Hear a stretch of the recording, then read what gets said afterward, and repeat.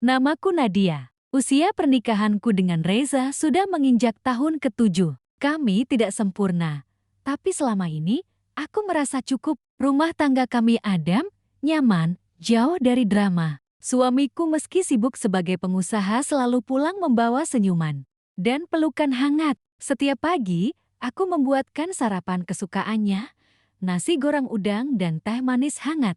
Dan seperti biasa, ia mencium keningku sebelum pergi bekerja. Kamu istri terbaik yang pernah aku minta dalam doa, katanya suatu pagi sambil tersenyum. Aku tertawa kecil. Loh, berarti kamu pernah minta istri lebih dari satu? Dia pura-pura berpikir, lalu mencubit ujung hidungku. Enggak lah, cuma satu, dan langsung dikabulin.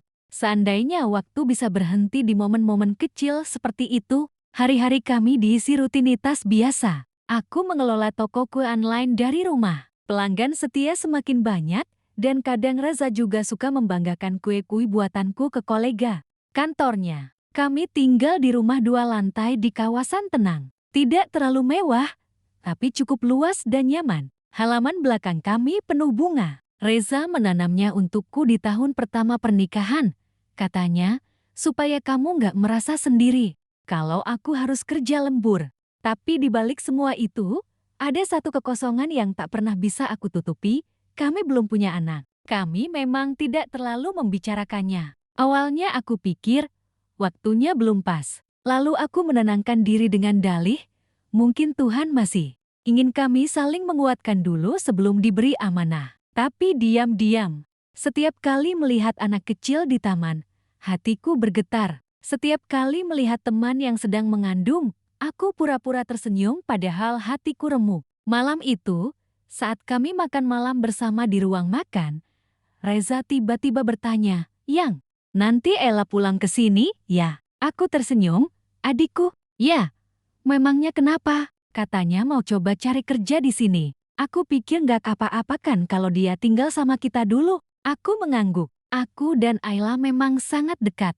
Adikku satu-satunya, ceria, mandiri, dan selalu bisa membuat suasana hidup. Dulu, Ayla tinggal di luar kota karena kuliah dan kerja. Tapi kami selalu saling kirim pesan dan video call. Senang juga sih bisa kumpul bertiga lagi, ucapku sambil menyendok sup. Reza mengangguk pelan. Tatapannya lembut. Aku tidak tahu saat itu bahwa kepulangan Ayla akan mengubah hidupku selamanya. Ayla datang 3 hari setelah obrolan itu. Dia turun dari mobil travel dengan koper besar, ransel, dan senyum. Cerah seperti dulu. Tubuhnya lebih ramping, rambutnya panjang dan bergelombang. Wajahnya segar tanpa banyak makeup seperti gadis remaja yang baru lulus SMA. "Kak Nadia ah!" serunya sambil memelukku erat. "Ya ampun, Ala, kamu kurusan. Gak makan ya di sana? Lagi diet sedikit," jawabnya sambil terkikik. Reza ikut menyambut, menurunkan koper Ayla dan membantunya masuk ke kamar tamu. Wajahnya tampak biasa saja, seperti menyambut adik ipar pada umumnya. Aku tidak curiga. Sama sekali tidak. Yang aku tahu, rumah kami jati lebih hidup. Ayla selalu punya cerita lucu, suka bernyanyi saat mencuci piring, dan sering bantu aku promosi kue di media sosial. Hari-hari berlalu seperti biasa, hanya sedikit lebih ramai. Tapi satu malam, saat aku terbangun karena kehausan, aku melihat sesuatu yang membuatku diam membeku. Dari dapur yang remang-remang, aku mendengar suara tawa kecil. Aku melangkah pelan, dan saat aku intip, aku melihat Ayla dan Reza duduk berdua sambil tertawa kecil di meja makan. Mereka tampak akrab, mungkin terlalu akrab. Reza baru selesai mandi masih mengenakan kaos putih tipis dan celana pendek dan Ayla duduk berselonjor dengan piyama, rambutnya diikat ke atas, wajahnya tanpa riasan. "Loh, kalian ngapain?" tanyaku setengah bercanda, setengah kaget. Reza menoleh cepat. Kamu belum tidur?" Ayla menyahut. "Aku cuma nanya Reza soal lowongan kerja di kantornya." "Kak, malah jadi ngobrol panjang." Aku mengangguk, tersenyum. Tapi dalam hatiku, ada sesuatu yang tidak nyaman. Malam-malam berikutnya, aku mulai memperhatikan hal-hal kecil. Ayla sering memakai parfum meski di rumah. Kadang dia berdandan rapi padahal tidak kemana-mana. Suatu pagi, saat aku sedang membereskan cucian, aku melihat kaos Reza yang biasanya aku cuci dipakai Ayla. Loh, itu baju Reza, kan? Iya ya. Maaf, Kak, kirain bajuku. Kan ukurannya mirip. Aku tertawa kecil, tapi hatiku mencatatnya. Hari demi hari, rasa tak nyaman itu tumbuh. Aku mencoba menepisnya, mungkin aku terlalu sensitif. Mungkin aku hanya cemburu karena Ayla Jeti lebih dekat dengan Reza dibanding aku. Tapi firasat seorang istri jarang salah, kan? Dan malam itu, untuk pertama kalinya dalam 7 tahun pernikahanku, aku menangis dalam diam di balik pintu kamar mandi. Aku merasa seperti orang asing di rumahku sendiri. Bahkan dinding kamar ini terasa lebih dingin dari biasanya. Reza tertidur pulas di sampingku, seperti tak terjadi apa-apa. Tapi aku terjaga. Mataku terbuka lebar, menatap langit-langit, mendengarkan suara detak jam dan sunyi yang menyayat. Aku mencoba menenangkan diri. Mungkin aku cuma terlalu sensitif, bisikku dalam hati. Tapi rasa asing itu semakin nyata. Hubungan kami memang tidak pernah keras atau kasar, tapi akhir-akhir ini terasa jauh. Reza jarang menyentuhku. Bahkan saat aku menyandarkan kepala ke pundaknya saat nonton TV, dia hanya tersenyum kecil lalu berpindah ke sisi lain sofa. Capak banget, ya? Tanyaku waktu itu. Iya. Banyak laporan belum selesai, jawabnya singkat. Dan Ayla, adikku, sendiri. Dia tetap ceria, tetap memanggilku kakakku tercantik di dunia tiap pagi. Tapi semakin hari, aku merasa seperti penonton dalam rumah tanggaku sendiri. Ayla sering duduk di ruang kerja Reza lebih lama daripada aku. Mereka sering tertawa kecil saat makan malam, dengan candaan-candaan yang hanya mereka berdua yang paham. Hingga suatu malam, sebuah kejadian membuka mataku lebih lebar. Aku baru selesai membereskan dapur saat ponsel Reza yang tertinggal di ruang makan berbunyi. Sebuah notifikasi pesan muncul di layar kunci. Jangan lupa bawa dokumen besok pagi. BTW, kamu ganteng banget tadi malam. Pengirimnya, Ayla. Tubuhku menegang, tanganku bergetar. Aku tahu seharusnya aku tidak langsung berprasangka. Tapi, emoji itu, kata-kata itu tidak seperti pesan dari seorang adik ipar. Ku pendam semuanya dalam hati. Malam itu aku tidur dengan mata bengkak. Dan pagi harinya, aku memutuskan untuk mengambil cuti dari bisnisku. Aku butuh waktu untuk merenung. Aku butuh mencari tahu apa yang sebenarnya terjadi. Sore harinya, aku mencoba membuka topik ringan ke Ayla di dapur. Laila, kamu betah nggak tinggal di sini? Dia tersenyum sambil mencicipi adonan kue. Betah banget, Kak. Rasanya kayak akhirnya nemu rumah. Aku diam. Jawaban itu hangat, tapi menyisakan dingin di dadaku. Bukankah ini rumahku? Rumahku bersama Reza. Tapi kenapa sekarang rasanya aku hanya menumpang? Malam itu aku duduk sendiri di balkon belakang. Hujan turun rintik-rintik. Dan di sanalah aku membuat keputusan. Aku harus tahu kebenarannya. Walau itu menyakitkan. Dan ternyata, semesta mendengarku lebih cepat dari yang kubayangkan. Besok paginya, Reza pamit lebih awal dari biasanya. Katanya ada rapat mendadak di kantor cabang. Ayla masih di kamar, katanya belum enak badan. Aku sendiri duduk di meja makan, menatap piring yang masih kosong sambil mencoba menelan rasa perih yang mulai terasa seperti duri di tenggorokan. Setelah Reza berangkat, aku memberanikan diri membuka laptopnya. Bukan niat mengintip, tapi rasa penasaranku sudah terlalu dalam, dan aku harus menyelamatkan sesuatu yang mungkin masih bisa diselamatkan. Rumah tanggaku. Laptop tidak terkunci. Tangan ini gemetar saat membuka folder dokumen dan emailnya. Awalnya tak ada yang mencurigakan.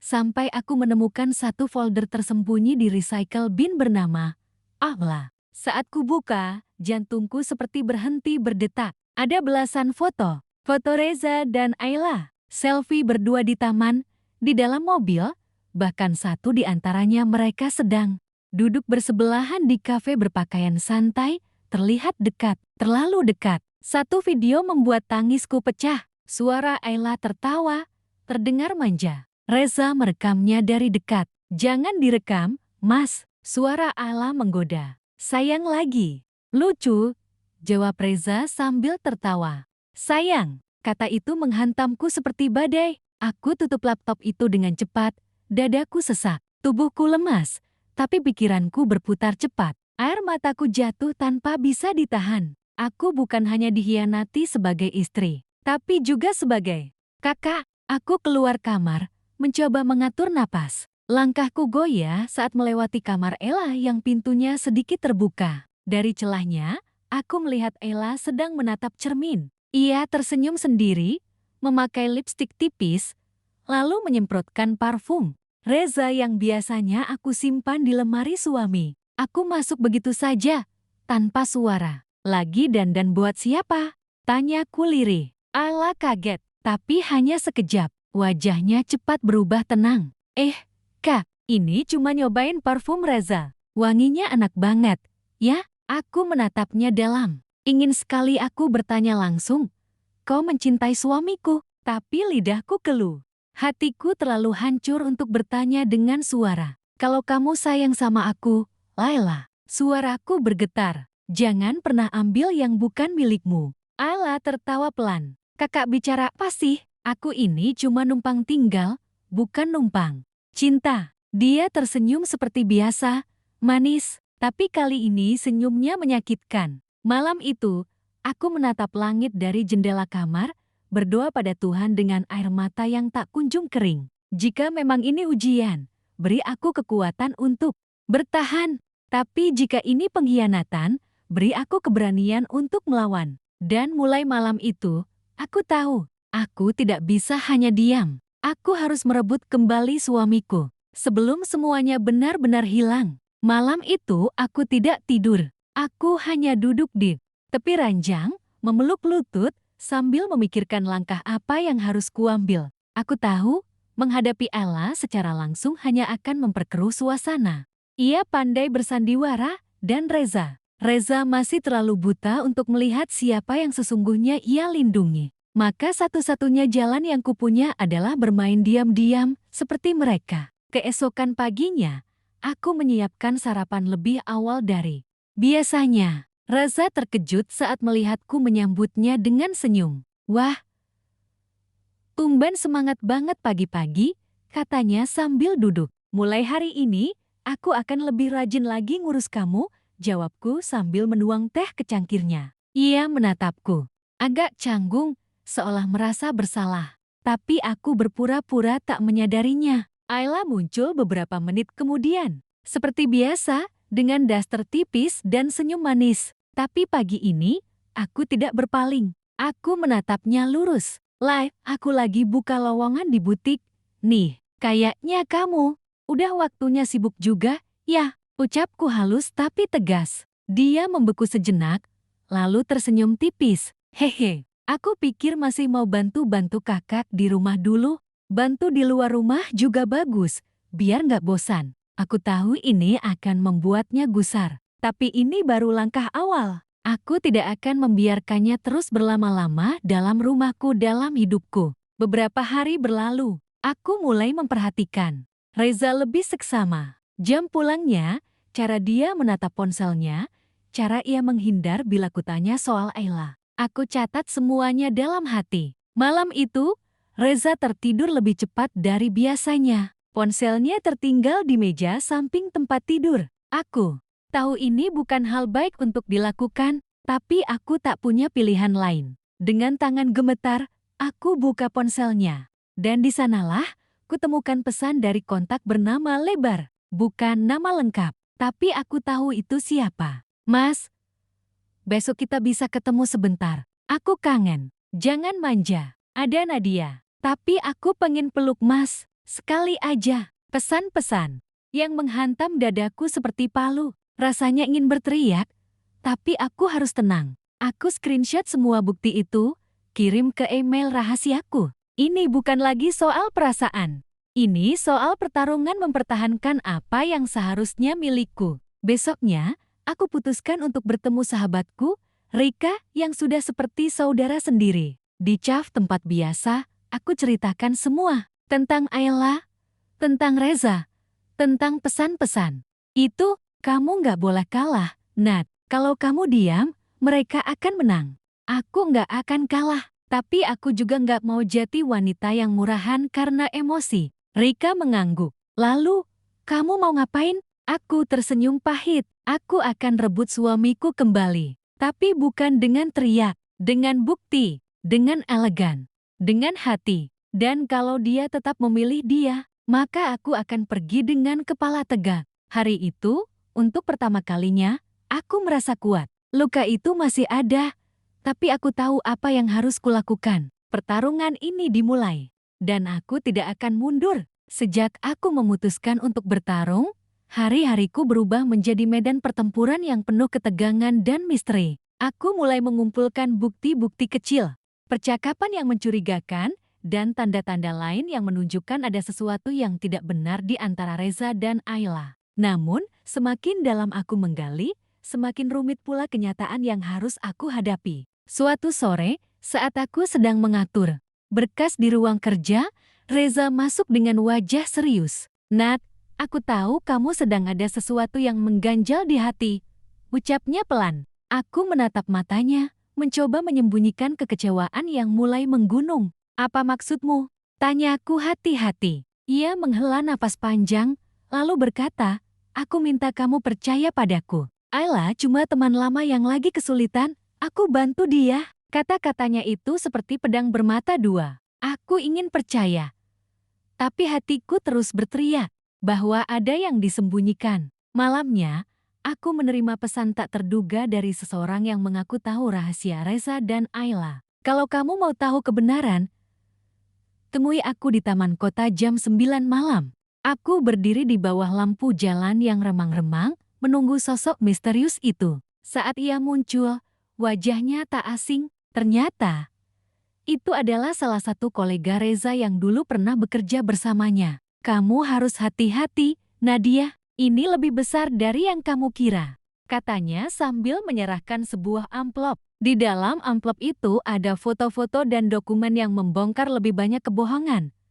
Lebih dalam dari yang pernah aku bayangkan. Namun, rintangan terbesar datang ketika Ayla mulai menyadari gerak-gerikku. Dia tiba-tiba mengubah sikap menjadi lebih manis dan perhatian pada Reza, seolah ingin memperkuat posisinya. "Kamu jangan kira aku akan kalah begitu saja, Nadia," bisiknya suatu malam ketika aku tak sengaja mendengar pembicaraannya lewat telepon. Semua ini terasa seperti perang tanpa batas.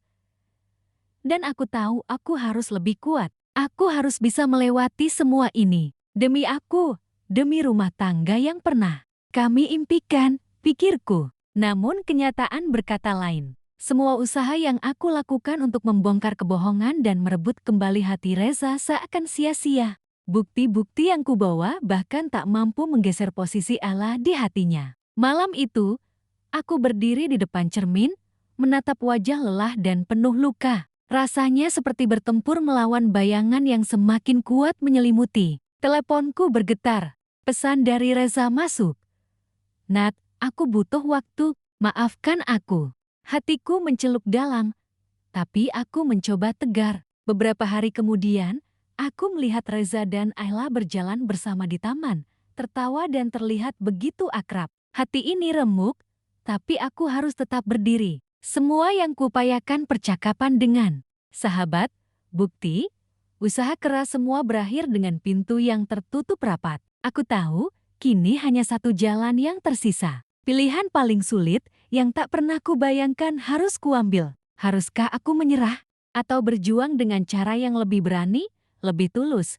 Bahkan jika itu berarti mengorbankan kebahagiaanku sendiri? Aku menarik napas panjang dan berbisik dalam hati, ini bukan akhir. Ini adalah awal dari segalanya. Aku tahu saat itu, aku harus mengambil langkah yang selama ini kutakuti. Pilihan terakhir yang bisa mengubah segalanya atau justru menghancurkan. Pagi itu, aku duduk sendiri di balkon rumah, menatap langit yang kelabu. Hatiku penuh dengan tanya dan rasa sakit yang tak tertahan. Tapi aku harus memilih. Aku memutuskan untuk menemui Allah. Bukan untuk berkonfrontasi, tapi untuk bicara dari hati ke hati. Aku ingin tahu siapa sebenarnya dia dan apa yang membuatnya begitu gigih merebut suamiku. Pertemuan itu penuh dengan keheningan dan tatapan yang menusuk. Ayla tidak seperti yang kuharapkan, dia tampak rapuh, bahkan sama kesepiannya sepertiku. Aku bukan musuhmu, Nadia, katanya dengan suara bergetar. Aku juga cuma ingin disintai. Mendengar itu, hatiku teriris. Tapi aku juga tahu, aku tak bisa terus bertahan dalam situasi seperti ini. Aku mengambil keputusan besar malam itu. Aku akan memberikan Reza kebebasan memilih. Namun aku juga harus siap menghadapi kemungkinan terburuk kehilangan dia untuk selamanya. Dengan suara yang mantap, aku berkata pada Reza, aku ingin kita jujur pada diri sendiri. Kalau memang cinta kita sudah hilang, aku rela melepasmu. Tapi kalau masih ada, buktikan. Malam itu, aku menangis dalam pelukan sepi. Tapi aku tahu, aku sudah memilih jalan yang benar. Pilihan terakhir ini memang berat. Namun hanya dengan kejujuran dan keberanian aku bisa menemukan arti sebenarnya dari cinta dan kebahagiaan. Setelah malam itu, suasana di rumah berubah menjadi sunyi namun penuh ketegangan. Aku dan Reza seakan berdiri di persimpangan yang sangat rapuh, menunggu jawaban dari hati masing-masing. Hari-hari berlalu dengan diam yang tak terucapkan, hanya tatapan yang berbicara penuh makna. Aku berusaha memberikan ruang bagi Reza, tapi juga tak bisa menahan rasa rindu yang semakin menggerogoti hatiku. Aku tahu, ini adalah ujian terbesar dalam pernikahan kami. Suatu sore, Reza mengajakku duduk berdua di ruang tamu. Matanya tampak lebih lembut, namun penuh beban. Nat, aku sudah lama merenung. Aku sadar aku pernah salah, dan aku tak ingin kehilangan kamu, katanya dengan suara yang hampir pecah. Hatiku bergetar. Kata-katanya seperti secercah harapan yang kunanti selama ini. Namun aku juga ingin memastikan, ini bukan sekadar janji kosong. Reza, aku ingin kita mulai dari awal. Aku siap berjuang asalkan kamu benar-benar ada di sini bersama aku, jawabku tegas. Kami berdua berjanji untuk membuka lembaran baru, belajar saling memahami dan memperbaiki. Proses itu tidak mudah. Ada kalanya air mata dan rasa sakit muncul. Tapi kami berusaha bangkit bersama, seiring hari yang semakin cerah. Aku belajar bahwa cinta bukan hanya tentang kebahagiaan, tapi juga tentang keberanian untuk menghadapi kegelapan bersama. Hari-hari mulai terasa lebih ringan.